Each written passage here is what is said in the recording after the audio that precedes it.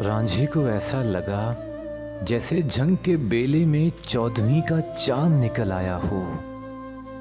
रांझा अपनी पलकें झपकाना ही भूल गया, जबकि दूसरी तरफ हीर का भी यही हाल था। उसने एक छड़ी सोते हुए रांझे को मारी थी, लेकिन दूसरी छड़ी मारने के लिए उसका हाथ हवा में ही उठा रह गया।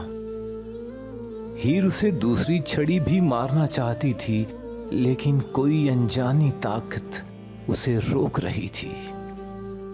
दोनों की नजरें एक दूसरे के चेहरे पर जमी हुई थीं। रांझे को ऐसा लग रहा था जैसे पूरी कायनात की गर्दिश ही रुक गई हो। हीर का हुस्न पूरे जंग में मशहूर था।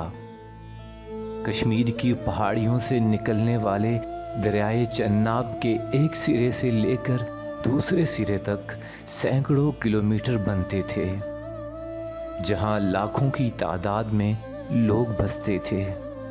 लाखों हसीन लड़कियां थीं, लेकिन हीर सयाल का हुस्न इन सबसे अलग था।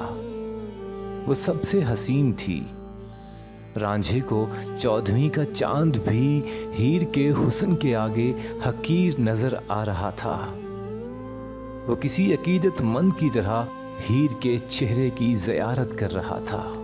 हीर, ये मार क्यों नहीं रही अजनबी को? वो तुम्हारे पलंग पर बैठा हुआ है। हीर की सहेली शहरजाद ने कंधे से पकड़कर हिलाया तो हीर ख्यालात की दुनिया से बाहर आ गई। उसका रांझे को मारने के लिए उठाया हुआ हाथ नीचे आ गया। परदेसियों को मारते नहीं हैं। मैं तो परदेसी हूं जो आपके इलाके की तरफ आ गया हूं। रांझे ने हीर की सहेली से कहा। उसकी नजरें अभी तक हीर के चेहरे पर जमी हुई थीं। अजनबी मुसाफिर बगैर इजाजत के किसी की चीज इस्तेमाल नहीं करते, और तुम हमारी इजाजत के बगैर हमारे पलंग पर सो गए थे। गलती हो गई मुटियारे, थका हुआ था इसलिए तुम्हारे पलंग पर कुछ देर आराम कर लिया। रांझे ने इस बार खालिस्तान पंजाबी लहजे में कहा और हीर के पलंग से नीचे उतर गया। कहां से आए हो ए अजनबी मुसाफिर? हीर ने उससे सवाल किया। जंगल में भटकने वाले मुसाफिरों का कोई वतन नहीं होता। लड़की, जहां 4 दिन की खुशी मिलती है वहीं घर बना लेते हैं। रांझे के लहजे में हद दर्जा संजीदगी थी। अच्छा, वंजली तो ऐसे पकड़ी हुई है जैसे तख्त हजारे का रांझा हो। हीर की सहेली शहरजाद ने उस पर तंज किया और वो सब वापस गांव की तरफ जाने लगी। रांझे ने एक नजर गांव की तरफ जाती हुई हीर पर डाली और वंजली को होंठों से लगाकर फूंक मारी। वंजली के सुराखों से इंतहाई मशहूर कुन आवाज निकली तो हीर के चलते कदम रुक गए। वंजली की आवाज में एक जादू था जिसने हीर के चलते कदम रोक दिए थे। रांझे ने वंजली बजाई तो हीर के लिए थी, लेकिन उसकी आवाज ने हीर की सहेलियों को भी रुकने पर मजबूर कर दिया था। कहां से आया है तू ऐ अजनबी मुसाफिर?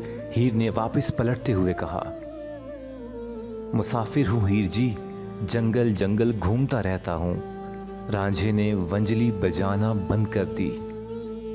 वंजली की आवाज ने हीर की सहेलियों पर जो जादू किया था वो तो उतर गया, लेकिन हीर अभी तक उस आवाज के असर में थी। ऐसा लगता था जैसे रांझे की वंजली ने उसे कैद कर लिया हो। हीर, ये चल घर चलते हैं, हमें पहले ही बहुत देर हो गई है। हीर की सहेली शहरजाद ने उसे वापसी का इशारा करते हुए कहा। हाँ हाँ चलो, हमें वाकई ही बहुत देर हो गई है। उसकी दूसरी सहेलियां भी कहने लगीं तो मजबूरन हीर को भी वापस जाना पड़ा। रांझा काफी देर वहीं खड़ा रहा। उसके जिस्म से ऐसा लगता था जैसे जान ही निकल गई हो। बेले के अंदर तो रांझे का बुत ही रह गया था, जबकि रांझे की रूह तो हीर के पीछे पीछे ही चल पड़ी थी। आखिर रांझे से सब्र न हुआ और वो भी हीर के पीछे पीछे उसके घर की तरफ चल पड़ा। बेले से बाहर निकलकर हीर की सहेलियां अपने अपने घर भाग गईं, जबकि हीर भी अपने घर चली गई। रांझा हीर के घर तक आया और जैसे ही हीर घर में दाखिल हुई तो उसने हीर के दरवाजे के सामने ही बने हुए एक चबूतरे पर थोड़ी जगह साफ की और वहीं पर बैठ गया। उसने एक बार फिर वंजली बजाना शुरू कर दी। हीर घर में खाना बनाने के लिए सब्जी काट रही थी। वंजली की आवाज ने उसके हाथ रोक दिए। उसने सब्जी उधर ही फेंकी और भागती हुई घर से बाहर आ गई।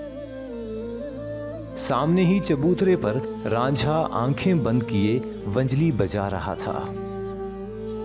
हीर छोटे छोटे कदम उठाती हुई उसके सामने जाकर खड़ी हो गई। रांझे की वंजली एक बार फिर खामोश हो गई। उसने नजरें उठाकर अपने महबूब की तरफ देखा और दोबारा सर को झुका लिया।